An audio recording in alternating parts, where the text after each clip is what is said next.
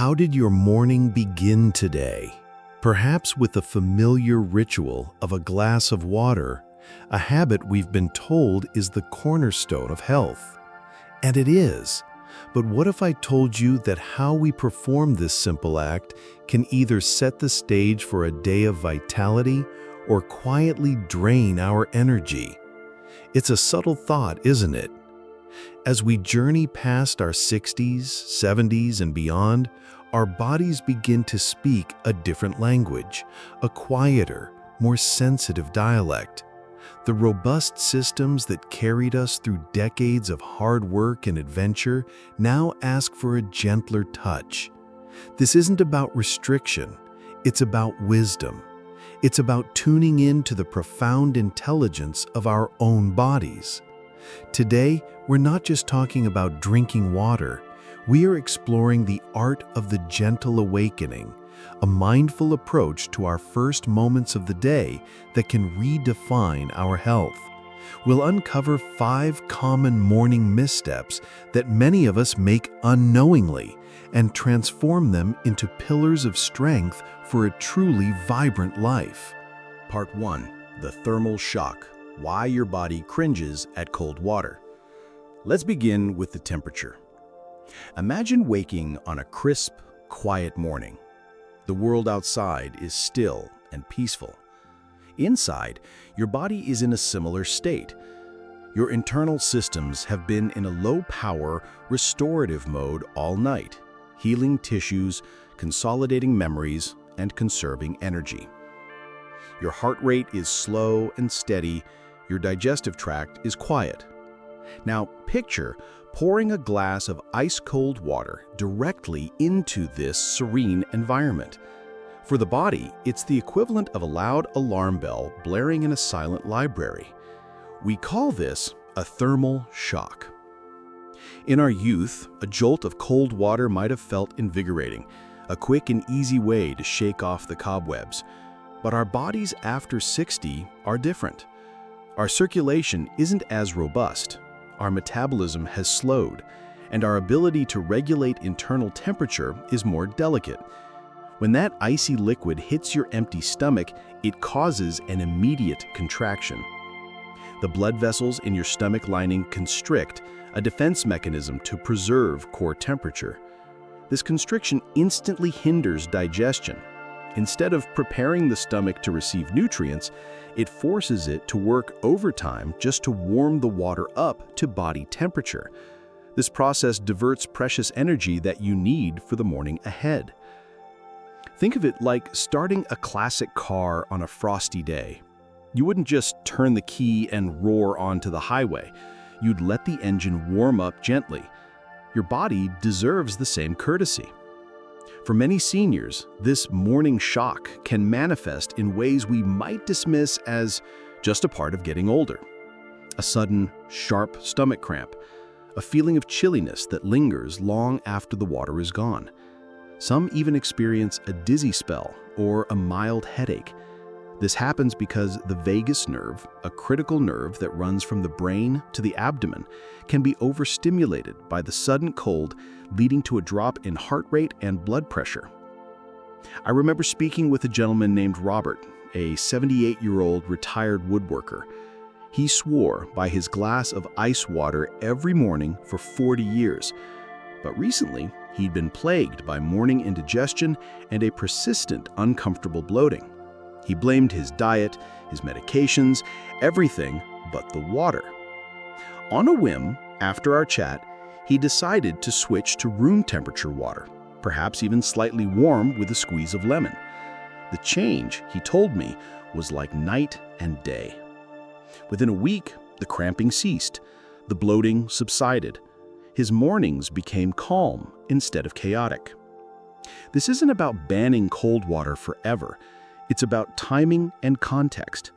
The first thing your body receives in the morning should be a nurturing, welcoming signal. Room temperature or lukewarm water doesn't force your system into a state of emergency. It gently rehydrates, aids the natural peristalsis of your gut, and supports the digestive enzymes that are just beginning to wake up. It's a quiet invitation to start the day, not a demand. So tomorrow, I invite you to try this simple act of kindness for your body. Let your glass of water sit on the counter while you get ready, or add a splash from the kettle. Listen closely. Your body will thank you with a calmer, more comfortable start to your day. This is the first step in your gentle awakening. Part 2. The deluge versus the gentle stream. The wisdom of sipping. Now, let's talk about speed.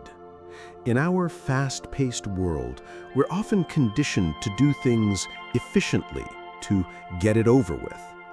Many of us apply this mindset to our morning water, chugging a full 16-ounce glass in under a minute. We're thirsty, our mouth is dry, and it feels productive. But what is this sudden deluge doing to our internal ecosystem, especially after a long night of rest? When you sleep, your kidneys, the masterful filtration system of your body, also slow down. Your blood pressure is at its lowest point. The transition from sleeping to waking involves a delicate recalibration of your entire cardiovascular and renal system. When we suddenly dump a large volume of water into this transitioning system, we send it into overdrive. Imagine a gentle, babbling brook. Now, imagine a dam breaking and a wall of water crashing down that same path. This is what gulping water does to our bodies in the morning. This rapid influx of fluid can have several immediate and often confusing consequences for seniors. Firstly, it can dilute your blood's electrolyte balance too quickly. Sodium, potassium, and chloride are vital for nerve function and muscle contraction. A sudden dilution can lead to feelings of lightheadedness, dizziness, or even a strange flutter in the chest as your heart tries to adapt. This isn't a heart problem in the chronic sense, but rather a momentary disruption caused by the speed of your intake. Secondly, it overwhelms the stomach. An empty stomach is a relatively small, contracted organ. Flooding it causes it to stretch rapidly, which can trigger nausea, a feeling of uncomfortable fullness, or bloating. The water doesn't have time to be absorbed properly through the stomach and intestinal walls. Instead, it rushes to the kidneys, signaling them to work overtime to expel the excess. The result? You find yourself running to the bathroom multiple times in the first hour of your day, and you may not even be effectively hydrating your body's cells, as most of the water is just being flushed through. I had a conversation with a wonderful woman, a 72-year-old former teacher named Carol. She was disciplined about her health and started every day by drinking a full-liter bottle of water. Yet, she often felt strangely off in the mornings, a bit dizzy and almost jittery. Her doctor couldn't find a reason. We talked about the how instead of the what. I suggested she try mindful hydration. Instead of chugging the bottle, she would pour one glass and make it last for 20 to 30 minutes. She would take a sip, feel it, breathe, and then take another a few minutes later as she went about her morning routine. The transformation was profound. The dizziness vanished. Her energy felt more stable and sustained, not frantic. She was still drinking the same amount of water, but she was giving her body the gift of time. She was allowing her cells to absorb the hydration, her kidneys to process it gently, and her electrolyte balance to remain stable. This is the difference between flooding a plant and watering its roots. Sipping allows the water to be received, to be integrated. It becomes a gentle stream, not a deluge. Your morning water ritual is not a task to be completed. It is a moment of care. So tomorrow, sit with your water. Take a sip. Put the glass down. Look out the window. Take another. Let it be a meditation, a slow, gentle welcoming of the day. Part 3. The unseen guest, your water bottle's hidden secret. This next point is one that surprises many, as it concerns a habit born of convenience, keeping a plastic water bottle by the bedside. It seems so harmless, so practical. You wake up thirsty in the middle of the night or first thing in the morning, and relief is just an arm's length away. However, this convenience can come with a hidden cost to our long-term health, particularly for our more sensitive, aging bodies. The issue lies with the plastic itself. Many plastic bottles, especially the disposable single-use kind or older reusable ones, contain industrial chemicals. The most famous of these is bisphenol A, or BPA. While many companies now proudly label their products BPA-free, they often replace it with similar chemicals like BPS or BPF, which emerging research suggests can have similar disruptive effects. These chemicals are known as endocrine disruptors. This is a critical concept for anyone over 60. Your endocrine system, a network of glands producing hormones like thyroid, insulin, and cortisol, is the master regulator of your metabolism, mood, sleep, and so much more. As we age, this system is already undergoing changes. Our hormonal balance is more fragile. Now, imagine introducing a foreign chemical that mimics or interferes with these crucial hormones. When a plastic bottle sits in your bedroom, it's subject to changes in temperature. Perhaps the morning sun hits it, or it's near a bedside lamp. This warmth accelerates a process called leaching, where these tiny invisible chemical particles migrate from the plastic into the water. You can't see them, you can't taste them, but you are consuming them with every sip. Over time, this slow, steady exposure can place an extra burden on your body. Your liver has to work harder to detoxify these foreign substances. Your hormonal systems can be thrown slightly out of whack. People might experience symptoms they can't explain: persistent fatigue, mood swings, unexplained weight gain, or a general feeling of being off. They'd never think to blame the innocent-looking water bottle on their nightstand. Let me share the story of Stanley, a 78-year-old I met who was the picture of discipline. He refilled the same plastic bottle from his tap every night, but he'd been struggling with new-onset headaches and a foggy feeling that wouldn't lift. His doctor ran tests, but everything came back normal. It was a nutritionist who asked the simple question, "What do you drink your water from?"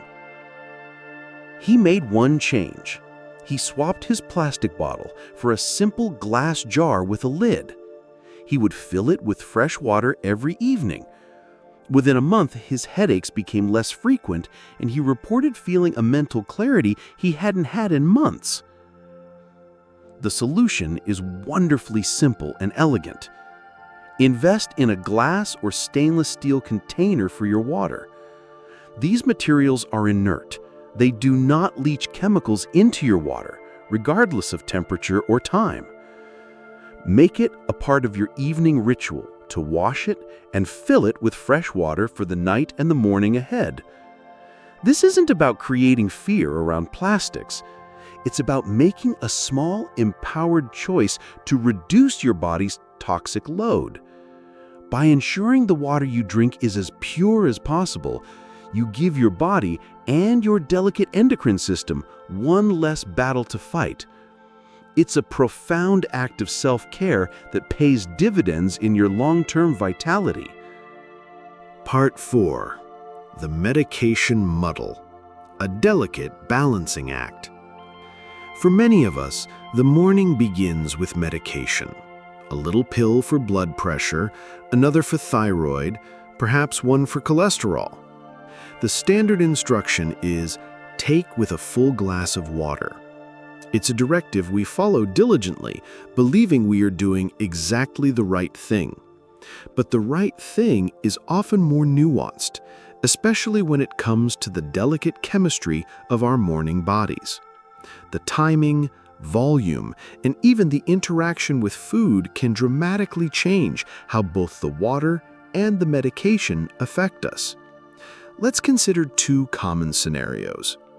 In the first, you take your pills on a completely empty stomach and immediately follow them with a large 16-ounce glass of water, just as prescribed. For some, this works fine. But for many seniors whose stomach lining can be more sensitive, this can be irritating. The large volume of water can create a sloshing effect, leading to nausea or a feeling of heartburn. Furthermore, some medications are designed for slow absorption. Flooding the system can, in some cases, alter how quickly the medication enters your bloodstream, potentially causing a spike rather than a steady release. In the second scenario, you might take a medication that is specifically meant to be taken on an empty stomach. A thyroid pill is a classic example. You take it, but then you immediately follow it with a large breakfast and more fluids. In this case, the food and excess liquid can interfere with the drug's absorption, making it less effective. You're taking your medication every day, but you might not be getting its full benefit, leading to puzzling results in your next blood test. The core of the issue is that our digestive system in the morning is just waking up. Stomach acid levels are shifting, and the environment is not yet prepared for a complex cocktail of pills, large volumes of water, and food all at once. It can create a traffic jam that leaves you feeling unwell. I spoke with Margaret, an 80-year-old woman who'd been on the same thyroid medication for 2 decades. Suddenly, she started feeling nauseous every morning. Nothing had changed, not the dose, not her diet. Her doctor was stumped until he dug into the specifics of her routine. She was taking her pill and then immediately drinking a huge glass of water out of a sense of duty. The solution was a simple yet powerful adjustment. Her doctor advised her to take the pill with just enough water to swallow it comfortably, a few sips, no more. Then, crucially, she was to wait. She waited a full 45 to 60 minutes before having her coffee or her small breakfast. The nausea vanished completely. Not only that, her subsequent lab work showed her thyroid levels were more stable than ever. She was finally absorbing her medication optimally. This is a powerful lesson in mindful medication. It's about respecting the process. If you experience morning queasiness, brain fog, or discomfort, don't just blame the medication or old age. Consider your water ritual around it. Try using smaller sips just to get the pills down. Pay close attention to the instructions. Does it say on an empty stomach or with food? Give your body a buffer of time between your medication and your main meal. This isn't about second-guessing your doctor. It's about fine-tuning the process for your unique body. By creating a more peaceful, spaced-out routine, you allow your medication to work as intended and your morning to begin with comfort, not distress. So, as we bring our journey to a close today, we see a beautiful unifying thread. From the temperature of our water to the speed at which we drink it, from the vessel that holds it to how it interacts with our medicine and our meals, the overarching lesson is one of gentleness and awareness. Our bodies, in their profound wisdom, are not asking for complex new regimens. They are asking us to listen. They are asking us to perform these simple daily rituals with a newfound sense of care and intention. This gentle awakening is more than just a morning routine. It's a philosophy for this chapter of our lives. It's about honoring the journey our bodies have taken and providing them with the nurturing support they need to carry us forward with grace and vitality. Your comfort matters. Your clarity matters. You matter. Choose one small change from our conversation today. Try it tomorrow. Trust your body, listen to its response, and take another step on your own senior-wise journey. Thank you for sharing your time with me today. If you found this conversation helpful, please like this video and share it with a friend or loved one who might benefit. And be sure to subscribe to Senior Wise Journey so we can continue to explore these paths to a healthier, happier life together. Take wonderful care of yourself, and I look forward to seeing you again soon.